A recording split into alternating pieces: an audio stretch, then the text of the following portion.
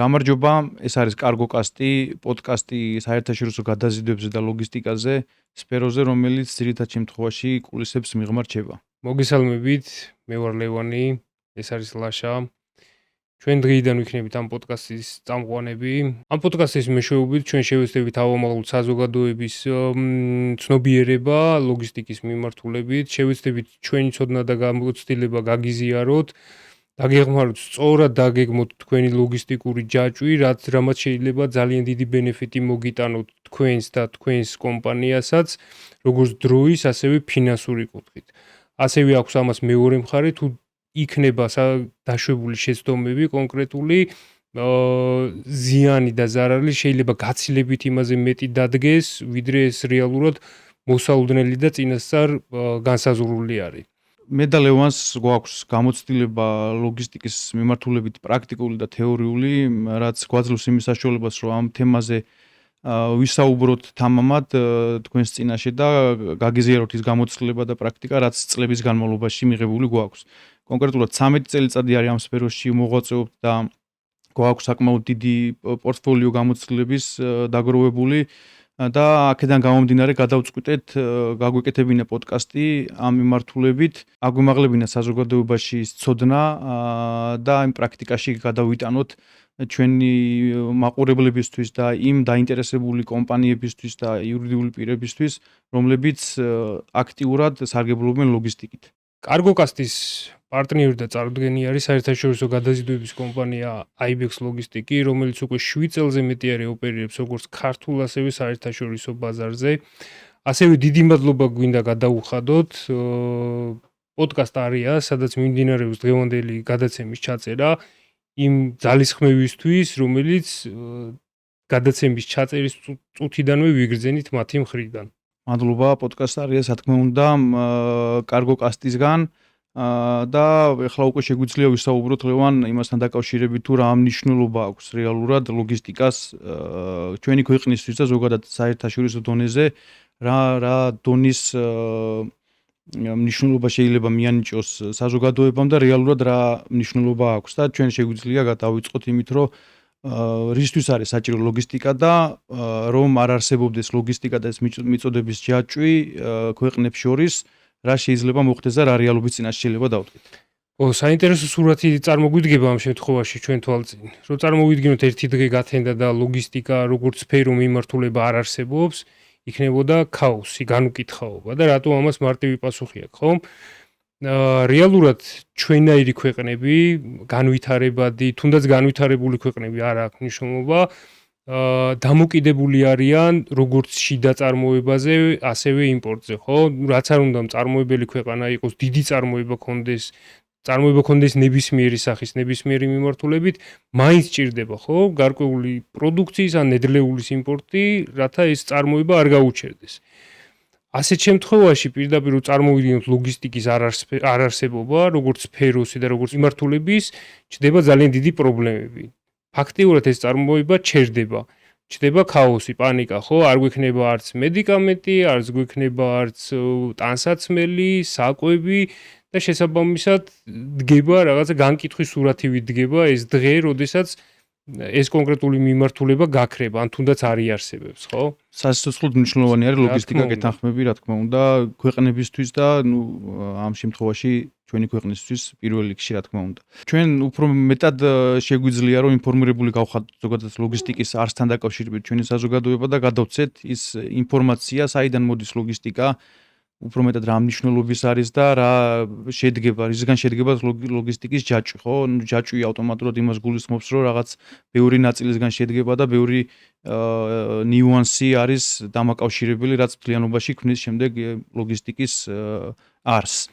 ჩვენ შემდეგ ბოდიში გაწყვეტინებთ ლაშა, ჩვენ შემდეგ ეპიზოდებში ამას უფრო ცლად ჩავშლით და ვისაუბრებთ, თუ რა ხელა შეცდომებით ხდება დღევანდელ რეალობაში ამ ლოგისტიკური ჯაჭვის დაგეგმვა, რამდენად მოდი ესე ვიხმარ ამ სიტყვას, უპატივცემულოდ ექცევიან რეალურად ამ მიმართულებას დღეს ჩვენ ქვეყანაში, სწორედ ეს არის ხო ჩვენი მიზანი, რომ დავანახოთ სურათი, რომელ სურათშიც მთავარი თუ არა, ერთ-ერთი მნიშვნელოვანი ნაწილი არის ლოგისტიკა, ეს მიმართულება, რადგან რო წარმოვიდგინოთ ახლა ხო იმპორტიური, ექსპორტიური კომპანია არ აქვს მნიშვნელობა ქართულზე ავიღოთ ხო მაგალითად ამ შემთხვევაში ამ სურათში რო დავანახოთ რა ხელმომნიშნულობა აქვს ხო ლოგისტიკა ფასწარმოქმნაში პროდუქციის პირდაპირ კავშირში არის ლოგისტიკის მეშვეობით შენ შეგიძლია ფასი შენს მიერ იმპორტირებულ ან ექსპორტირებულ პროდუქციაზე კონდეს ან ძალიან მაღალი ან ძალიან დაბალი ხო გააჩნია შე როგორ დაგეგმო ყველაფერს გააჩნია რა დროს მიიღებს სწორ გადაწყვეტილებას როდის იქნება ეს გადაწყვეტილება სისრულეში მოყვანილი აი ეს ყველაფერი ისეთი ჯაჭვი არის რაც მე დიდ გავლენას ახდენს ამ ყველაფერზე სწორად დაგეგმილი ლოგისტიკა არის ჩემი აზრით და დარწმუნებული ვარ შენც მეთანხმები, სწორად დაგეგმილი ლოგისტიკა არის ერთ-ერთი წინაპირობა იმისი, რომ შენს მიერ დაწყებული საქმიანობა იქნება უკვე შემდგარი და წარმატებული, რა თქმა უნდა. ხო, დანარჩი რეალიზება ეხა ნუ ცალკე საკითხი არის, ჩვენ ამ შემთხვევაში საუბრობთ ლოგისტიკაზე და ლოგისტიკა არის კიდევ ერთხელ ხაზგაუსმო აი ამ თლიან სურათში ერთ-ერთი მნიშვნელოვანი ნაწილი, რასაც სამწუხაროდ დღევანდელ რეალობაში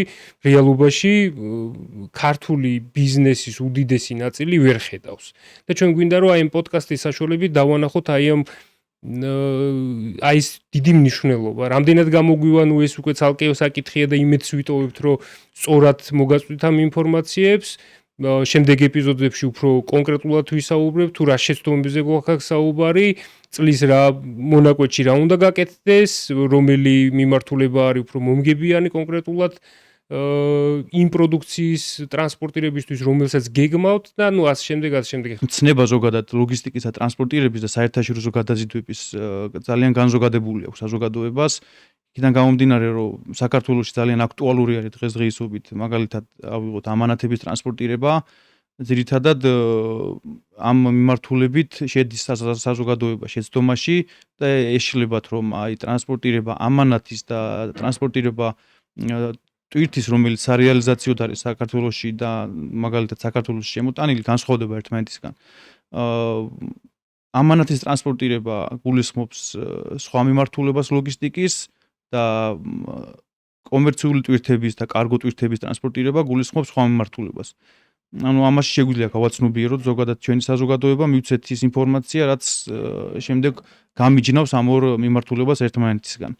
კი, რა თქმა უნდა, მაგაზე შეგვიძლია რომ კონკრეტულად ერთი ეპიზოდი მიუძღვნათ, იმიტომ რომ ესეც საკმაოდ ისეთი დიდი ინფორმაციის მატარებელი არის რა. ამის გამიჯვნა დეფინიცია ძალიან მარტივი არის, უბრალოდ სწორად უნდა ავიღოთ მოცემულობა რა არის საფოსტო გზავნილი და რა არის რეალიზებისთვის განკუთვნილი პროდუქციის ტრანსპორტირება. აქ არის ერთეულებზე საუბარი, ხო? როდესაც პირობითად რაღაცა ამანათის რაღაცა შეიძინე კონკრეტული ნივთი გამოიწერე, ხო? ჩინეთი იქნება ევროპა თუ ამერიკა, ამაც არ აქვს არსებითი მნიშვნელობა. ხშირ შემთხვევაში ერევათ მომხმარებლებს, რომ საფოსტო კომპანიის სერვისის სარგებლობის ნაცვლად მიმართავენ სატრანსპორტო კომპანიებს, ხო, რომელიც ნუ ფიზიკურად ვერ შეძლებს ისეთი მომსახურების საფასურის მიცემას მომხმარებლისთვის, როგორც აძლევს საფოსტო კომპანია და პირიქით. და რაც მისთვის მისაღები იქნება, რაც მისთვის მისაღები იქნება, ხა ერთეული ნებისმიერი სახის პროდუქცია, როდესაც ჩამოგაქვს, მისი ტრანსპორტირება არ უნდა ცდებოდეს რაღაც კონკრეტულ თანხას, ხო? პირობითად ავიღოთ 20-30 ლარს, ამის ზემოთ უკვე შენ შეგიძლია ის პროდუქცია ადგილობრივ ბაზარზე შეიძინო, სხვაობა უკვე აღარ გექნება, ხო? ამ შემთხვევაში ეს დეფინიცია სწორად უნდა განსაზღვროთ და ვთქვათ თუ რა არის ის რაოდენობა, რომლის შემდგომაც უკვე ბევრად უფრო უკეთესი ტარიფის და მომსახურების შემოთავაზება შეუძლია სატრანსპორტო კომპანიებს, ხო? ეს არის მაგალითად რო ავიღოთ ახლა პირობითად რა კონკრეტულადაც ესე არის, მაგრამ ამაშიც ძალიან რო მიმართულებებს არ აუცდეთ და ჩვენი დღევანდელი დღის ესე ვთქვათ სასაუბრო თემას, ნუ პლუს 30 კილოგრამიდან, როდესაც კონკრეტული პროდუქცია არის ერთი და იგივე დასახელების და არის რაოდენობაში ბევრი, ამ შემთხვევაში ნებისმიერი სატრანსპორტო კომპანია, ვისაც, რა თქმა უნდა, შესაბამისი გამოცდილება აქვს და იცის ეს საქმე როგორ უნდა აკეთოს, ბევრად უფრო კარგი პირობების შემოთავაზება შეუძლია, ვიდრე საფოსტო კომპანიებს, ხო? ეხლა სატრანსპორტო კომპანია არის და სატრანსპორტო კომპანიაში ვართ ის ხალხი, ვინც უზრუნველყოფს ამ საფოსტო კომპანიებისთვის ამ კონკრეტული დაგროვებული პროდუქციის ტრანსპორტირებას, ხო? სწორად რო განსაზღვროთ ესე არის. დანარჩენ შემთხვევაში უკვე თვითონ მომხმარებლის გადასაწყვეტი არის, ხო? ვიღაცა შეუძლია მიიღოს მომსახურება როგორც სატრანსპორტო, ასევე საფოსტო კომპანიებისგან ეს დამოკიდებული არის ალბათ მის ჯიბეზე, ხო, ესე რო ვთქვა. პირად თუ შეხედულებებზე უნდა მიიღოს და მაღალი ხარისხის და სწრაფი მომსახურება მიმართავს სატრანსპორტო კომპანიას და პირობითად სოფლიოს ნებისმიერი ქვეყნიდან და ნებისმიერი წერტილიდან შეგვიძლია 3 მაქსიმუმ 5 დღეში ადგილზე მივიტანოთ ნებისმიერი მეორე სახის შემთხვევაში პროდუქცია. შეუძლიათ ელოდონ ხო. ვთქვათ 2 კვირა მაგალითად სხვა ტრანსპორტირების საფოსტო დასრულებას. შემთხვევაში ხო ვადები განსხვავებული კი, არის და ბატონო. შესაბამისად ტარიფებიც უფრო ნაკლებია. მოდი ლევან დაუბრუნდეთ ახლა კი, ცოტა- ლოგისტიკის განმარტებას და როგორც ლევანმა თქვა, შემდეგ ეპიზოდებში აუცილებლად უფრო დეტალურად ვისაუბრებთ ანუ იმ დეფინიციებზე, რაც ახლა ამ წამს მოგახსენეთ და იმ განსხვავებაზე, რაც საფოსტო და სატრანსპორტო კომპანიებს შეეხება. ზოგადად ლოგისტიკას რო დაუბრუნდეთ, ლოგისტიკის მცნებას პირველ ეტაპზე ესე შეგვიძლია ჩამოვაყალიბოთ, რომ ლოგისტიკა საკმაოდ ძველი პერიოდიდან მოდის ეს მცნება და ეს სფერო. პირველ ეტაპზე საბრძოლო ესე რო ვთქვათ, დანიშნულებისთვის გამოიყენებოდა ლოგისტიკა, როდესაც ძველი წელთაღრიცხვაზე მაქვს საუბარი, ძველი წელთაღრიცხვის მე-9 საუკუნიდან მოდის ბიზანტიის პერიოდიდან დაწყებული და ალბათ უკვე საზოგადოება შეექმნება ეს დაბეჭდილება, ზოგადად ლოგისტიკა რამდენად მნიშვნელოვანი არის, ხო? განვითარებული ქვეყნების მთლიანი შიდა პროდუქტის 20-დან 30%-მდე თანხები იხარჯება უშუალოდ ლოგისტიკის ნაწილში. უზარმაზარი ციფრი არის ალბათ ეს დამეთანხმები. ამის მიხედვით თუნდაც მარტივად ახსაქმელი არის თუ რამხელა მნიშვნელობა აქვს ლოგისტიკას და ლოგისტიკურ ჯაჭვს ქვეყნის სახელმწიფოს არსებობაში. მესამედი უკავია ფაქტიურად ლოგისტიკის წილს და აქედან გამომდინარე ესეც ერთ-ერთი დამადასტურებელი ნიშანი არის იმისა, რომ ლოგისტიკა არის უმნიშვნელოვანესი სფერო ჩვენი ქვეყნებისთვის და მსოფლიოსთვის. რა თქმა უნდა. ლევან, მე მგონი დრო არის გადავიდეთ უკვე იმ დეფინიციებზე, რაც წეგან აღნიშნეთ ლოგისტიკაში, ანუ რა მიმართულებებისგან შედგება ლოგისტიკა და რა ტიპის გადაზიდვებით შეუძლიათ რომ ისარგებლონ იმპორტიორმა, ექსპორტიორმა კომპანიებმა, რომ თავიანთი პროდუქცია მიიღონ ან გააგზავნონ თუნდაც დანიშნულების ადგილამდე. ხო, ესეთი მიმართულებები, ძირითადი მიმართულება არის 4. ეს არის საჰაერო მიმართულება, საზღვაო მიმართულება, სარკინიგზო მიმართულება და საავტომობილო, სახმელეთო მიმართულება, ხო? ამ მიმართულებებს აქვს ყველას აბსოლუტურად 4 მიმართულებას აქვს თავისი დადებითი და უარყოფითი მხარეები. ამ დადებითი და უარყოფითი მხარეების განსაზღვრა ხდება იქიდან გამომდინარე თუ რა სახის მომსახურება გვჭირდება ჩვენ, ანუ რა გვაქვს პრიორიტეტში, ხო? თუ გვაქვს სისწრაფე და სწრაფად გვინდა რაღაც კონკრეტული ტვირთის ტრანსპორტირება, ამ შემთხვევაში იდეალური არის საჰაერო მიმართულება. საჰაერო გზით შეგვიძლია, როგორც წეგან აღნიშნეთ, ნებისმიერი წერტილიდან სოფლიოსი მივიღოთ 3 მაქსიმუმ 5 დღეში ადგილზე ტვირთი, მაგრამ ერთადერთი ის ხო მინუსი რაც აქვს ამას არის საკმაოდ ძვირადღირებული მომსახურება. მაგრამ ასევე გვაქვს ალტერნატივები, ხო? პირობითად ავიღოთ საჰაეროს შემდგომ ყველაზე სწრაფი გადაადგილების საშუალება რაც არის, ეს არის საავტომობილო გადაზიდვა, საავტომობილო სახმელეთო გადაზიდვა. ანუ გააჩნია თვითონ დამკვეთს რა აქვს პრიორიტეტად, ხო? ანუ დამკვეთს რა იმ იმპორტიორ ან ექსპორტიორ კომპანიას, რომელიც ამ გადაზიდვას გეგმავს. რა არის მისთვის მნიშვნელოვანი დრო თუ თანხა. ყველაზე მარტივი და ყველაზე ბიუჯეტური ამ შემთხვევაში გამოდის საზღვაო მიმართულება, რომელიც ერთ-ერთი ყველაზე ისეთი მიმართულება არის რა საინტერესო აი ამ დანარჩენ მიმართულებასთან შორის, იმიტომ რომ არის საკმაოდ კომპლექსური და არის საკმაოდ ბევრ სირთულესთან დაკავშირებული. აქაც სწორად თუ არ დაიგეგმა თითოეული დეტალი და ნიუანსი, შეიძლება რაღაც გარკვეული სახის უსიამოვნებამდე მიხვიდეთ. ეს უსიამოვნება ხშირ შემთხვევაში ძალიან დიდ თანხას უდრის ხოლმე. როდესაც საზღვაო გადაზიდვებზე ვსაუბრობთ, იქ როგორც შენ თქვი არის კომპლექსური ეს მიმართულება და ბევრ დეტალთან არის დაკავშირებული და ბევრ ნიუანსთან. იმისათვის რომ სწორად დაიგეგმოს ეს ნიუანსები და სწორად იყოს ჩამოყალიბებული მარშრუტები, სწორად იყოს ჩამოყალიბებული დროები, როდესაც კონტეინერის დატვირთვა უნდა მოხდეს და როდესაც უნდა მოხდეს მისი სწორად დაორგანიზება, რომ საბაჟო პროცედურებმა ხელი არ შეგვიშალოს ამ პროდუქციის ტრანსპორტირებისთვის, არის საჭირო გამოცდილი და სანდო ლოგისტიკური სატრანსპორტო კომპანია, რომელიც დაგვეხმარება ამის დაორგანიზებაში. საზღვაო გადაზიდვების მინუსებზე რო ვისაუბროთ, არის რა თქმა უნდა პირველ რიგში დრო, ტრანსპორტირების ვადა, რაც საკმაოდ ხელისშემშლელი არის ჩვენი მომხმარებლებისთვის და ზოგადად საზოგადოებისთვის, ვისაც აქვს ინტერესი ამ მიმართულებით და ესენი ირჩევენ ხოლმე ორ ალტერნატივას დღესდღეობით, ყველაზე აქტუალური მიმართულება ჩვენი ქვეყნისთვის აზიის მიმართულება არის, რა დროსაც ორი ალტერნატივის წინაშე ვდგავართ, არის საზღვაო გადაზიდვები, სარკინიგზო გადაზიდვები. ამ ორ შორის განსხვავება არის ვადებზე და ტარიფებზე.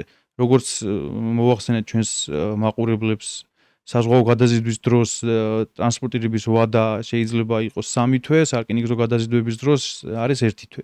მაგრამ ამ დროს ვაწყდებით პრობლემას, რომ ბიუჯეტი, რომელიც შეიძლება პროდუქციის ტრანსპორტირებისთვის იყოს გამოყოფილი, არ იყოს სარკინიგზო გადაზიდვას, რადგან სარკინიგზო გადაზიდვა ყოველთვის 2-ჯერ, მინიმუმ 3-ჯერ აღემატება საზღვაო გადაზიდვას. სხვა პლუსები, რაც საზღვაო გადაზიდვა შეიძლება ქონდეს ეს თანხასთან ერთად, არის უსაფრთხოება, ასევე რომელიც ერთ-ერთი მოწინავე არის საჰაერო გადაზიდვების შემდეგ. საჰაერო გადაზიდვები არის ნომერ პირველი უსაფრთხო სატრანსპორტო გადაადგილება ტვირთისთვის. შემდეგ შეიძლება ვთქვათ, რომ არის საზღვაო გადაზიდვა და სარკინიგზო გადაზიდვა. საზღვაო გადაზიდვას არის ძალიან ბევრი პლუსი. საზღვაო გადაზიდვის დროს, ეხლა ჩვენც რამდენ პროექტზე გვიმუშავია ერთად, ხო, როდესაც წამოგვიგია კონკრეტული ქვეყნებიდან აღარაგაბარიტული ტვირთები, ხო, რომელიც ისეთი ტვირთები, რომელსაც ფიზიკურად რომლის ტრანსპორტირებას ფიზიკურად ვერ განახორციელებს ვერც საჰაერო, ვერც სარკინიგზო სახის გადაზიდვებით. ვერც სახმელეთო გზით, ხო? ნუ ამას რატო ვერ გავაკეთებთ, ეს კიდე ცალკე თემა არის და შეგვიძლია სხვა ეპიზოდებში ვისაუბროთ, მაგრამ საზღვაო გადაზიდვა გვაძლევს ნებისმიერი, ხო, ჩვენთვის თუნდაც წარმოუდგენელი გაბარიტების ზომების მქონე ტვირთის პროდუქციის ტრანსპორტირებას. საზღვაო მიმართულება არის ერთ-ერთი ისეთი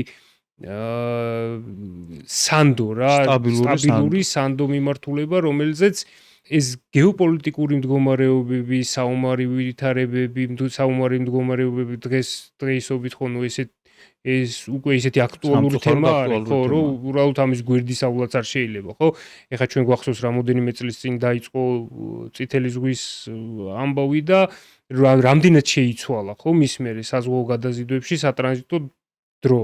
იყო დაახლოებით თვენახევარი 2 თვე და 1 თვე რამის კიდევ ზევიდან დაემატა იმის გამო, რომ დღევანდელ ამ მოცემულობაში და ამ რეალობაში უწევს გემს, რომელიც მოდის პირობითად ჩინეთიდან, შემოუაროს მთლიან აფრიკის კონტინენტს და ხმელთაშუა ზღვაში შემოვიდეს, მერე ნუ რა გზას გადის, ახლა ის მარტივი არის, გეოგრაფია არის, ელემენტარული და კი ვიცით, საიდან როგორანაირად შემოდის, ანუ სატრანზიტო დრო ძალიან გაზარდა, ხო, ამ საომარ ვითარებამ და მდგომარეობამ წითელ ზღვაში. მაგრამ ამის მიუხედავად და ყველა იმ დაბრკოლების მიუხედავად, საზღვაო გადაზიდვა მაინც ერთ-ერთი ყველაზე ისეთი სანდო არის მიმართულება, რომელზეც აი რო დაიდება გემზე პროდუქცია, უკვე შეგიძლია რომ წყნარად იყო, დარწმუნებული იყო 99%-იანი სიზუსტით, რომ ის პროდუქცია ისეთივე მდგომარეობაში ჩამოვა და ჩაგვარდება, როგორც დაიტვირთა წარმოებლის მისამართზე. რა თქმა უნდა, პოტენციურად ძალიან დიდი რესურსი გვაქვს ჩვენ, რომ გავხდეთ მართლა ერთგვარი ჰაბი. ბევრს საუბრობთ, როგორც ჩვენ, ასევე სახელმწიფო, რომ ჩვენ ვართ საკონძო წერტილი ამ შუადერეფნის რეალურად ეს მართლა ესე არის. წოდითგანვე ესე იყო. ხო, ნუ რა თქმა უნდა, მაგრამ ამ შემთხვევაში ის რაც შენ თქვი, აუცილებლად ხაზგასმელი არის, რომ ინფრასტრუქტურულად უნდა ვიყოთ გამართული და უნდა ვიყოთ მზად ამ ყველაფრისთვის. ჩვენ კიდევ ვერ ვიყენებთ იმ რესურსს, რომელიც რეალურად არსებობს ამ შემთხვევაში, ამ კონკრეტულ მიმართულებაზე, ხო, შუადერეფანზე. ინფრასტრუქტურული სამუშაოებია ძალიან ბევრი გვაქვს ჩასატარებელი და გასაწევი. რეალურად მოსაწესრიგებელი გვაქვს ძალიან ბევრი რამ, როგორც სასაწყობი მეურნეობიდან მე ხას არ უსვამ მხოლოდ სახელმწიფომ რა უნდა გააკეთოს. ანუ ეს ჩვენი იდეა ფიქსი დამეთანხმები რომ არასდროს არ ყოფილა, ხო? სახელმწიფოში ცხოვრობთ ჩვენ ვართ ამ სახელმწიფოს შემადგენელი ნაწილები და თითოეულმა ჩვენთაგან უნდა იზრუნოს ამ ყველაფრის განვითარებაზე. ჩვენ ვიღებთ ჩვენ წილ პასუხისგებლობას, ხო? ჩვენ უნდა მოვაწყოთ შესაბამისი ადგილები სამეურნეო, სადაც მოხდება კონკრეტული შემოსული პროდუქციის დასაწყობება, მათი გამართვა, მერე გამზადება რეექსპორტისთვის, ტრანზიტისთვის თუ არა აქვს მნიშვნელობა რეჟიმს, საბაჟო რეჟიმს, რაც იქნება, ეს ყველაფერი, ეს მომსახურებები ჩვენ უნდა შევთავაზოთ. ხო, ამას სახელმწიფო ვერ შესთავაზებს, კერძო სექტორმა უნდა დაარეგულოს. აი მაგის თქმა მინდოდა ზუსტად კერძო სექტორის ჩართულობა არის უმნიშვნელოვანესი და ინვესტიციები იმისთვის, რომ განხორციელდეს მეტი ლოგისტიკური ჰაბების პროექტირება და აშენება, ესე რომ ვთქვათ, იმისათვის, რომ გაიაროს უფრო მეტმა ტვირთმა ჩვენ ხელში. ჩემი გამოთვლებით დაახლოებით ალბათ ჩვენი რესურსების 10-15%-ს ვიყენებთ, რაც შეგვიძლია, რომ გავაკეთოთ და უფრო მეტად შეგვიძლია, რომ გამოვიყენოთ ის ჩვენი შესაძლებლობა, რა შესაძლებლობის წინაშე დღეს ვდგავართ და ზოგადად ისტორიიდან გამომდინარეც. ამხელა კონტინენტი არის ევრაზია, ხო, რა თქმა უნდა. და ამის დამაკავშირებელი შუა ნაწილი ვართ, შუა რგოლი ვართ. ჩვენ თუ ამით სწორად ვისარგებლოთ და სწორად წარმართეთ ეს თუნდაც პროექტები, თუნდაც ის ყოველდღიურობა, რაც რეალურად რუტინული არის ხოლმე გარკვეულწილად, მაგრამ ძალიან საინტერესო, შეგვიძლია ძალიან დიდ შედეგებზე გავიდეთ. და საქართველოს ეკონომიკა არ იდგეს მხოლოდ ტურიზმზე და იდგეს უკვე თუნდაც ლოგისტიკაზე. მე მართლა მჯერა ამისი, რომ ამ ყველაფრის მიღწევა და გაკეთება შესაძლებელია სწორი პოლიტიკით. როგორც კერძო სექტორის, ასევე სახელმწიფოს. ამის იმედი დავიტოვოთ ლევან აუცილებლად, რომ ესე იქნება და კარგი ნაბიჯები ყოველ შემთხვევაში იდგმევა ბოლო წლებში განსაკუთრებით. ჩვენ გვახსოვს ხო, რამოდენიმე დიდი ფორუმი ჩატარდა ჩვენ ქვეყანაში, სადაც იყო მოწვეული უამრავი სტუმარი სხვადასხვა ქვეყნებიდან. სადაც ძალიან ისეთი კარგი გარიგებებიც დაიდო, საკმაოდ ნაყოფიერი შეხვედრები იყო, ამისთვის მადლობას ვუხდით შესაბამის სტრუქტურებს, მაგრამ ესეთი მსგავსი ჩართულობა თუ უფრო მეტი იქნება, დარწმუნებული ვარ, რომ უფრო დიდი შედეგების დადება შეგვიძლია, ვიდრე დღეს რეალურად გვაქვს. უფრო მეტი ინტერესი არსებობს რეალურად, შეიძლება თვითონ ვისი ინტერესიც არის, ისიც ვერ ხვდება ამას და ეს უნდა დავანახოთ ჩვენ. აი ზუსტად ეს არის ჩვენი მიზანი. ჩვენმა ქვეყანამ უნდა დაანახოს ნამდვილად იმ ადამიანებს და იმ ქვეყნებს და იმ ინვესტორებს თუნდაც და იმ დიდ გიგანტ კომპანიებს, რომელთათვისაც მნიშვნელოვანი იქნება ჩვენი ეს ლოგისტიკური ჰაბი, რაზეც საუბრობთ, ამით სარგებლობა. და თუ დაინახავენ, რა თქმა უნდა, ჩვენი ქვეყანა ყოველთვის მზად იქნება ამისთვის და რა თქმა უნდა, თუ ეს ინფრასტრუქტურაზეც ვისაუბრეთ, მაგ დროისთვის იქნება მზადყოფნაში ამ დიდი, ესე რომ ვთქვათ, ლოგისტიკური რაღაც მნიშვნელობის რეალობაში მოსაყვანად. რა თქმა უნდა, მარტივი არის, ხო, აღმოსავლეთს ვაკავშირებთ დასავლეთთან, ჩრდილოეთს სამხრეთთან. ამაზე მაგარი ადგილი და ამაზე მაგარი პლაცდარმი უბრალოდ არ არსებობს, რომ ყველაფერს თუ სწორად გააკეთებ, დარწმუნებული ვარ, რომ შედეგი იქნება ისეთი, როგორიც ჩვენც კი რო ვერ ჩვენ ხო გვჯერა ამ საქმის და ხო ვიცით რა შესაძლებლობები არის რეალურად ამ ყველაფერში, მაგრამ დარწმუნებული ვარ იმაშიც, რომ ჩვენ წარმოდგენასაც კი გაცდება იმდენად დიდი სიკეთის, როგორც მატერიალურის, ასევე არამატერიალურის, იმიტომ რომ მატერიალური სიკეთე ერთია მიიღოს ქვეყანამ სახელმწიფომ თითოეულ მოსახლემ, მაგრამ ის არამატერიალური სიკეთეებიც, რაც ამ ყველაფერს თანსდევს, ესეც ძალიან მნიშვნელოვანი არის, ხო? ინტელექტუალური და ასე შემდეგ აღარ გავყვებით ხო ხა მიმართულებებს. ეს არა მხოლოდ ლოგისტიკის მიმართულებას წაადგება, ესე რომ ვთქვათ, ეს სხვა ბევრი მიმართულებისთვისაც წეღანახსენე ტურიზმის მიმართულებისთვისაც ძალიან მნიშვნელოვანი წინ გადადგმული ნაბიჯი იქნება.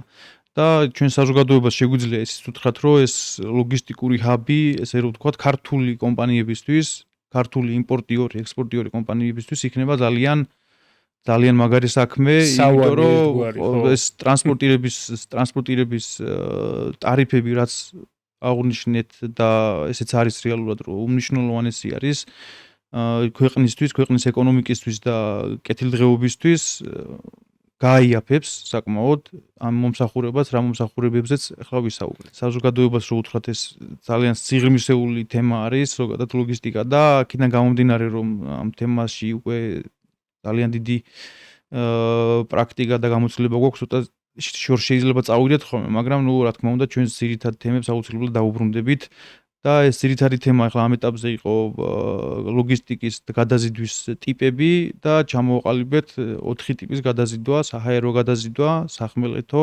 საზღვაო, სარკინიგზო. სამომავლო პერსპექტივაში ჩვენ გეგმავთ საკმაოდ ისეთ საინტერესო სტუმრების დაპატიჟება ჩვენთან, რომლებიც ისაუბრებენ კიდევ უფრო ბევრს იმ თემებზე, რა თემებზეც ახლა ჩვენ ზოგადად შევეხეთ.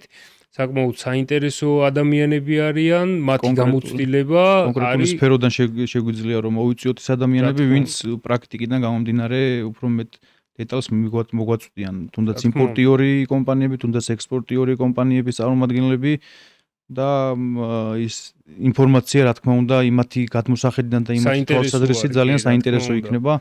ნუ ჩვენც რა თქმა უნდა გავუცვლით ერთმანეთს ჩვენს მოსაზრებებს და ცოდნას. კი ბატონო, მათი მხრიდან უფრო საინტერესო არის ბოდიში ლაშერცს დავუმატებ.